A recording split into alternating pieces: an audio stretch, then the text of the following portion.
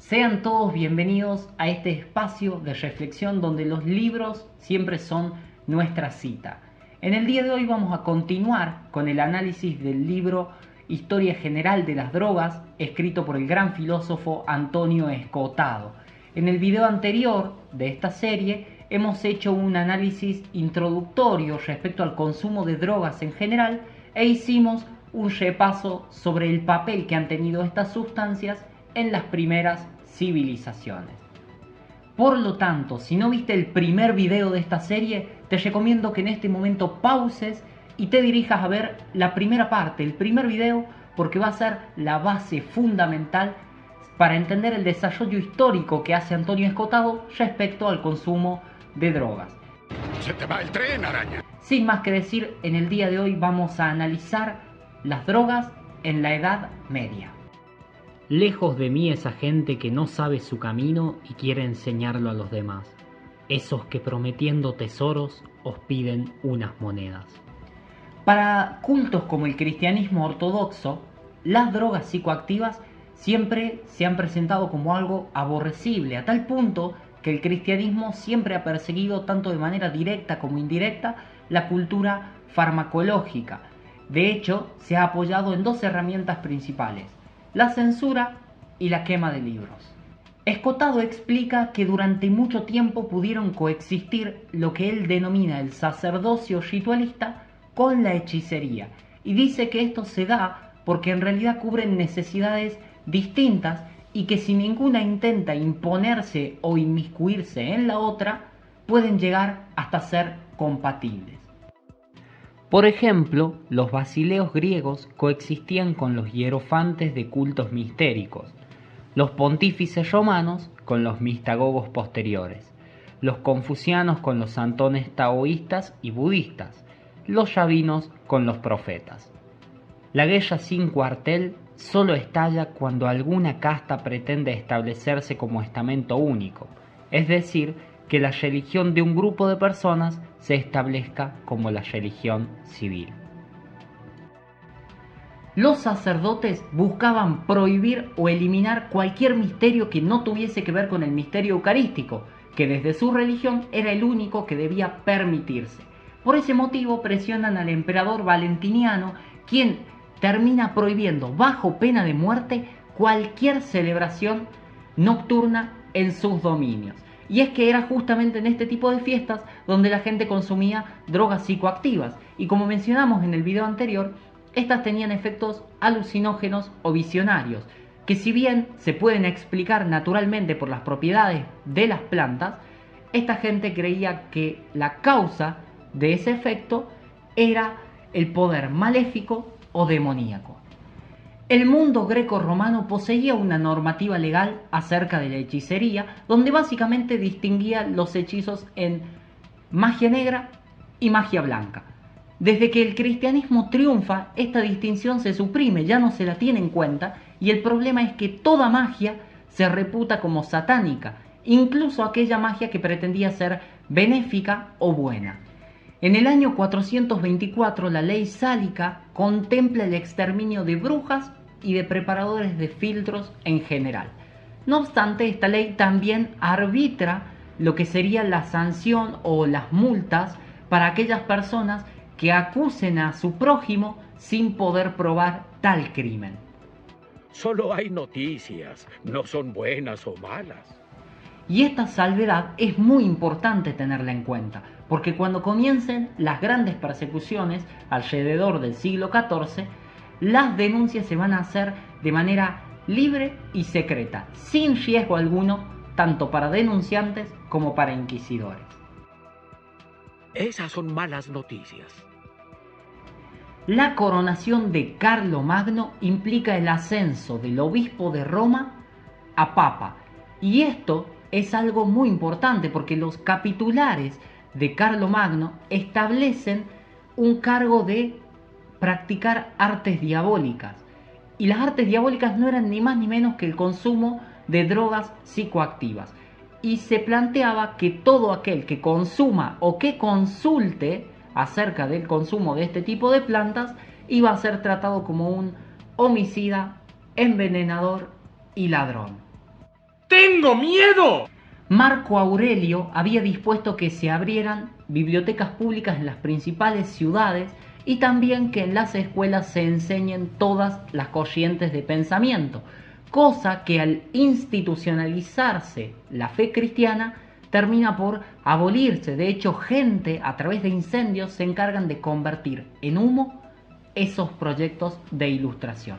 De hecho, durante esta época nosotros podemos referenciar 3 incendios muy importantes, como lo fueron el del Museo y Biblioteca de Alejandría, así como también la Biblioteca de Bizancio o la Biblioteca Real conocida como Basílica de Juliano, perdiéndose de esta manera una cantidad innumerable de volúmenes, de pinturas y de esculturas. De hecho, Antonio Escotado dice que hacia el último tiempo del Bajo Imperio Romano ya nos podemos encontrar con una gran cantidad de funcionarios dedicados a tareas como intervenir correspondencias, crear climas artificiales de opinión, de falsear hechos o de difamar a quienes eran sus adversarios. En definitiva, se buscaba impedir la difusión de pensamientos o de simples noticias a veces que vayan en contra de lo que planteaba el régimen. ¿Acaso no lo viste venir? Las catástrofes naturales, las plagas, los privilegios que tenían determinados sectores de la sociedad, así como las invasiones, terminan por feudalizar a Europa, lo cual implica que muchas aldeas queden sometidas al aislamiento o que directamente sean abandonadas. La agricultura y la ganadería ya no eran capaces de producir un excedente y por ende Europa sufre un colapso debido a que no podía mantener un verdadero comercio y las comunicaciones, debido a las invasiones, se habían vuelto demasiado peligrosas, si es que no en algunos casos imposible. Producto de todas estas situaciones, el hartazgo social hace que las personas decidan volver en la Alta Edad Media a prácticas supersticiosas como por ejemplo consultar a chamanes o a hechiceros, que eran prácticas totalmente prohibidas a las que permitía o aceptaba el cristianismo. Por ejemplo, el consumo de agua bendita, las oraciones, los santos óleos o las limosnas. A raíz de esto, la Iglesia, que buscaba conservar su poder e influencia, decide prohibir bajo la pena de muerte que se diga públicamente, por ejemplo, que las operaciones realizadas por brujas eran eficaces. De hecho, en el año 789, en Sajonia, se prohíbe siquiera pensar que personajes como brujas son existentes. Por otro lado, las normas prohibían las prácticas mágicas porque decían que éstas no eran eficaces y que si en algún hipotético caso fuesen eficaces, se debía a la colaboración del demonio. La bruja rural, que en muchos casos era la que se la vinculaba con el ejercicio o la práctica de la hechicería, en realidad eran personas que se encargaban de oficiar ciertos cultos o ciertos ritos religiosos, ¿sí? Muchas de estas celebraciones tenían como característica el hecho de ser orgiásticas, algo que iba obviamente también en contra del planteo sexual de la Iglesia Católica, pero lo que empleaban durante esas fiestas eran pomadas que en muchos casos estaban compuestas por cáñamo, por opio, hongos y algunas solanáceas. Nada que tenga que ver estrictamente con lo diabólico o satánico. El papado tardaba siglos en conquistar por las armas y mediante la fuerza de ley aquello que otro monoteísmo que se empieza a extender a partir del siglo VII desde Arabia, estamos hablando del Islam, empieza a conquistar por convencimiento debido a que era un culto que tenía menos idolatría, menos burocracia y menos condena de la carne. Es justamente al Islam, que por su traducción significa sumisión a la voluntad de Dios, a quien el continente europeo debe su recuperación intelectual, ya que fue esta religión quien deposita libros griegos y del lejano oriente. En el Islam se veía al alcohol como un simple estupefaciente y de hecho no se lo prefería tanto porque se planteaba que era mucho más lesivo para el organismo del usuario que drogas como el opio, el cáñamo o el café, al cual ellos no lo consideran bajo ningún punto de vista como una fuente de despropósitos o de mentiras. Los árabes asimilaron la cultura clásica a través del Imperio bizantino. De hecho, Teodoto de Esmirna en el año 750 relata que el jugo de adormidera y el opio era consumido por todas las personas que vivían en Constantinopla. Al producirse la expansión árabe y a través de plantaciones gigantescas como las turcas y las persas, el opio se expande desde el estrecho de Gibraltar hasta Malasia y China, muchas veces a través de pastillas selladas con el lema Mash Allah, que significaba presente de Dios. En este contexto, el opio era concebido como una droga de senectud que permitía vivir una vida sin amarguras y morir dulcemente. De hecho, se consideraba que el único efecto secundario indeseable causado por el opio era una tendencia al estreñimiento que se podía corregir con el uso periódico de algún tipo de laxante. El consumo de opio no tan solo se consideraba como un medio para mantener el equilibrio psíquico, sino también para preservar la salud física, ya que las personas que consumían diariamente grandes cantidades de este fármaco se presentaban inmunes a dolores como el catarro o la gripe. La autoridad político-religiosa del Islam no decía nada ni a favor ni en contra de drogas como el cáñamo o como el opio. Sin embargo, respecto a una droga como el café, que se utilizaba para combatir la apatía o el cansancio y que socialmente tenía un uso muy extendido, sí intentaron prohibirla o limitar su uso.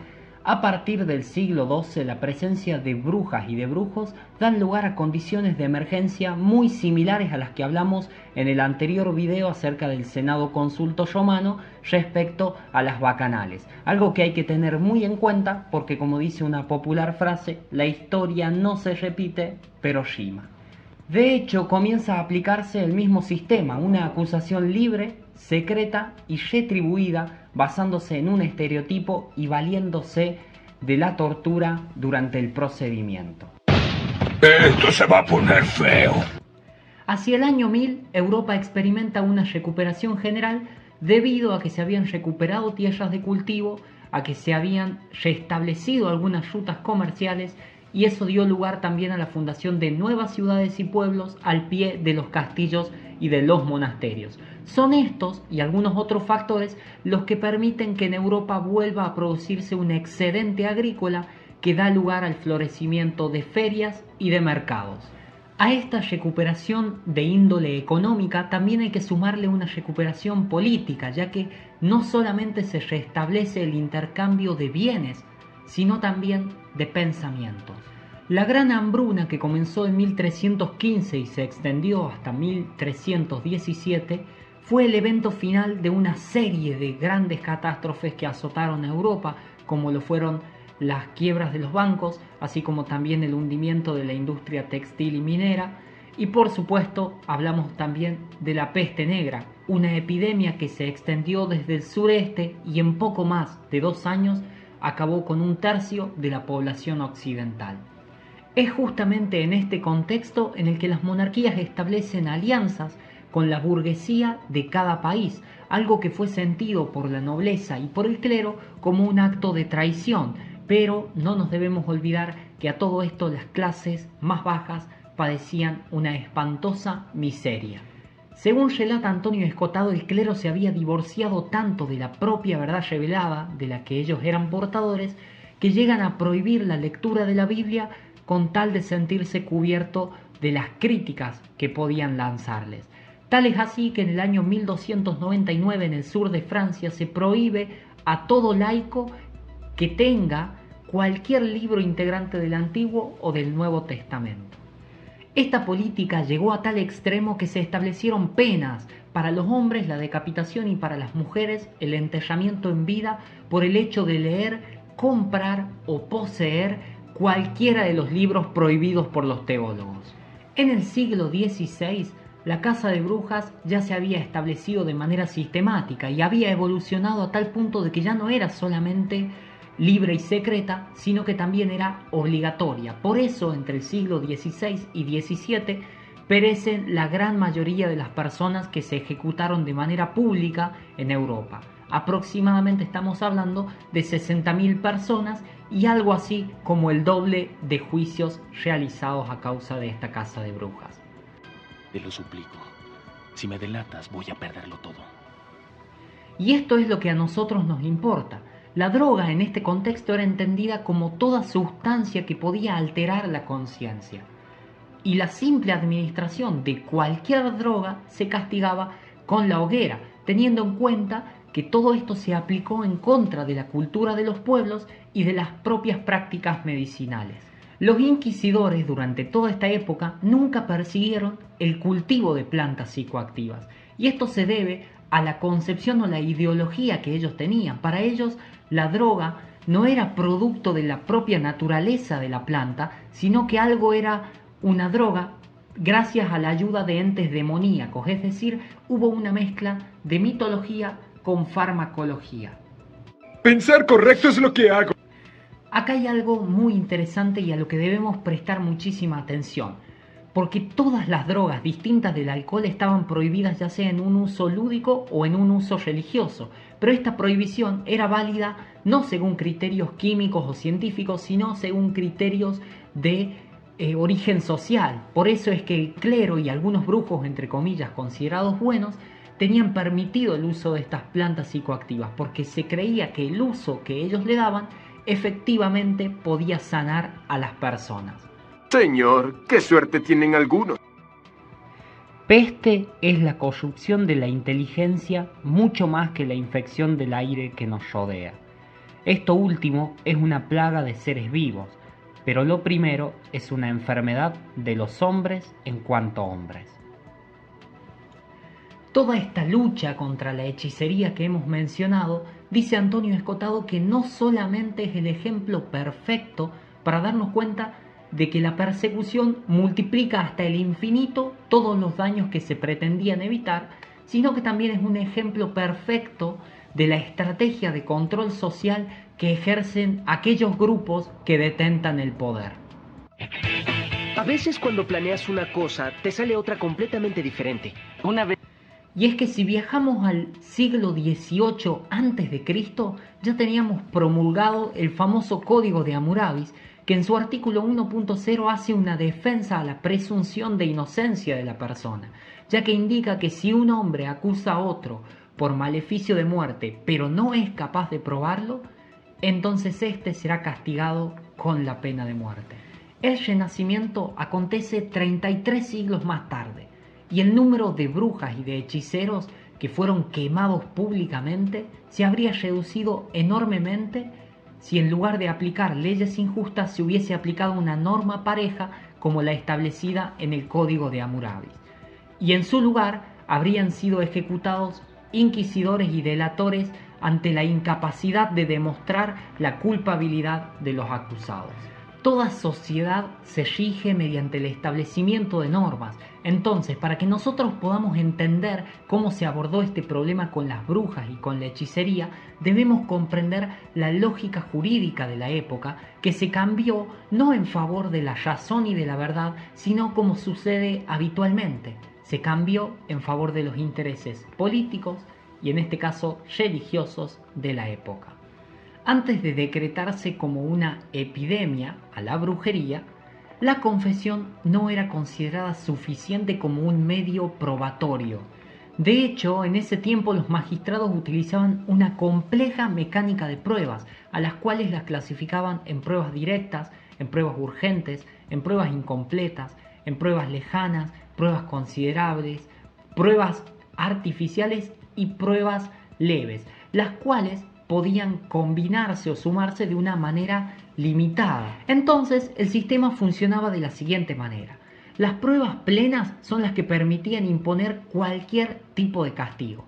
Las pruebas semiplenas, por más que el crimen del que se esté acusando sea muy grave, si la prueba no era plena sino semiplena, lo único para lo que alcanzaba era para penas inferiores a la pena capital. Y luego teníamos aquellas consideradas pruebas leves o semipruebas a las que únicamente les correspondían una multa.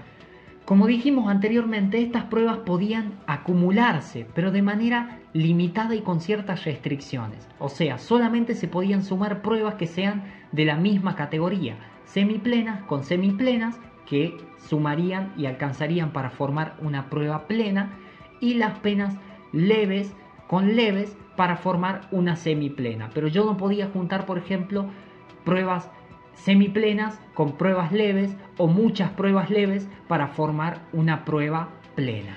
Este sistema de justicia pretendía juntar o recopilar datos tanto documentales como testificales acerca de la conducta del acusado para luego establecer una condena. Y esto se cambió a tal punto que, como mencioné anteriormente, una simple acusación, o sea, lo que nosotros consideraríamos una prueba leve, era suficiente para establecer la condena o la pena capital. La brujería constituye la más alta traición contra la voluntad de Dios. Por eso, los acusados han de ser sometidos a tortura a fin de que confiesen. Cualquier persona que se haya acusada de tal delito puede ser torturada, y al que se hallare culpable, aunque confiese su crimen, sométasele a tortura, haciéndole padecer todos los tormentos prescritos por la ley, pues puede ser castigado en proporción a su delito. En este momento de la historia era el tribunal quien decidía si el acusado tenía derecho o no a defenderse. Y es más, si tenía derecho a defenderse, ni siquiera era el acusado quien podía elegir quién lo defendería, sino que estos eran asignados por el propio tribunal. Sí, díselo al juez, Rosadito. El mero hecho de ser acusado justificaba que todos los bienes de aquella persona acusada pasen a ser ahora del Santo Oficio. Y de hecho, los familiares, en caso de que este acusado reciba la pena capital, estaban obligados a pagar por el servicio de los torturadores y de los verdugos, así como también de los banquetes que se daban los jueces luego de la quema. Recordemos que el fuego, en este contexto histórico, el fuego era algo que tenía mucho valor para purificar la inmundicia espiritual. La acusación de brujería constituye un instrumento para segregar a un individuo y definir los límites sociales. En pocas palabras, resulta imposible ser declarado inocente una vez que uno fue acusado en este contexto histórico. Y la razón es muy sencilla, que acá no se buscaba llegar a la verdad de ciertos hechos, sino aceitar el sistema que hacía posible el proceso mismo, es decir, se asoció a las brujas o a los hechiceros con algo malo, y el hecho de juzgar a esas personas significaba estar erradicando ese mal. A eso se le llama estrategia. La Inquisición intentó combatir mediante el terror la libertad de conciencia, y toda esta lucha no solo no acabó con las prácticas, sino que su propia inviabilidad hizo que cayera por su propio peso. ¿Acaso no lo viste venir? Los cuerpos pueden ser encarcelados, descoyuntados y convertidos en ceniza, pero el pensamiento es esencialmente refractario a la coerción. Cuanto más pretenda ser reprimido por medios externos, más abrazará formas de resistencia y delirio que inviertan el propósito de los censores. Muchos juristas de la época, como por ejemplo Bodino, establecían una relación directa entre las drogas y la brujería, y es que al inquisidor no le interesaba saber qué es lo que sabía o qué es lo que hacía la bruja, simplemente se buscaba domesticar mitológicamente al resto de la población, convencer a todos de que el consumo de drogas era algo demoníaco. Tranquilo, Ned. Piensa en la Biblia. Sagrada Biblia. A finales del siglo XVII se manifiesta una crisis de valores, representada fundamentalmente a partir de reclamos en el terreno político, como por ejemplo el derecho a la libertad de conciencia, que se distinga entre derecho y moral, y sobre todo que se priorice el examen por la razón antes que la admisibilidad por la fe. En cuanto a las drogas, que es lo que nos atañe en este video, se propone un retorno a criterios paganos, es decir, a considerar a las drogas como algo neutro en sí y que por ende debería ser indiferente por completo para la ley y solamente debería estar librado al entendimiento de los usuarios. Personas como Sydenham plantean que el opio, por ejemplo, una droga, era un regalo por parte de Dios para el alivio de sus sufrimientos. Entonces empiezan a producirse grandes cambios en la mentalidad europea, y es que el opio, que en un principio era considerado una porquería diabólica, ahora era visto como un don divino, y esto se debe a que efectos como por ejemplo la ensoñación ya no eran vistos como ofensivos hacia Dios. Existe un ejemplo paradigmático capaz de explicar o ilustrar perfectamente este cambio de mentalidad europeo, y es que durante inicios del siglo XVII no solamente el clero veía mal el hecho de fumar tabaco, sino que el poder político establecía condenas para quien realice esta práctica. Pero a finales del mismo siglo, el hecho de fumar o de mascar la planta de tabaco era algo que ya se había extendido por todos los continentes, y es debido a esta masificación que acaba por aceptarse ese hábito y ya no se establecen condenas, aunque sí se cobraban impuestos.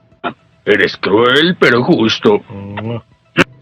En este punto es muy importante hacer una pequeña salvedad, y es que el cigarrillo no es lo mismo que el tabaco. El tabaco tiene ciertas propiedades alucinatorias que en el cigarrillo no existen debido a que éstas se aligeran con el uso de la nicotina. Respecto al café, en el sur y en el oeste de Europa había una mayor aceptación de esta bebida, algo que no sucedía en los sectores mayormente protestantes, porque veían al café como una droga perjudicial para la salud, que sin embargo, cuando llega el siglo XVIII, se había extendido tanto su práctica, su consumo, que acaba por aceptárselo socialmente, y muchos médicos terminan declarando al café como una droga poco tóxica si era consumida en dosis moderadas. Lo que propiamente tienen en común el café con el tabaco es su efecto, la adictividad en las personas.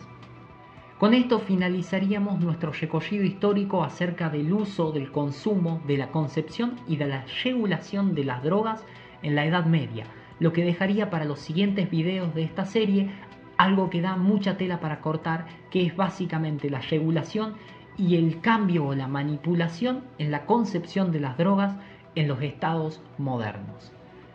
Sin mucho más que decir, agradezco que hayan visto este video hasta el final. Agradecería también, si está en su buena voluntad, el hecho de darle like al video, de comentar, de suscribirse al canal y sobre todo de compartir, de difundir si es que le ha gustado o si les sirve de algo el material que se comparte acá. Yo no tengo mucho más que hacer que agradecer. Nos vemos en el siguiente video.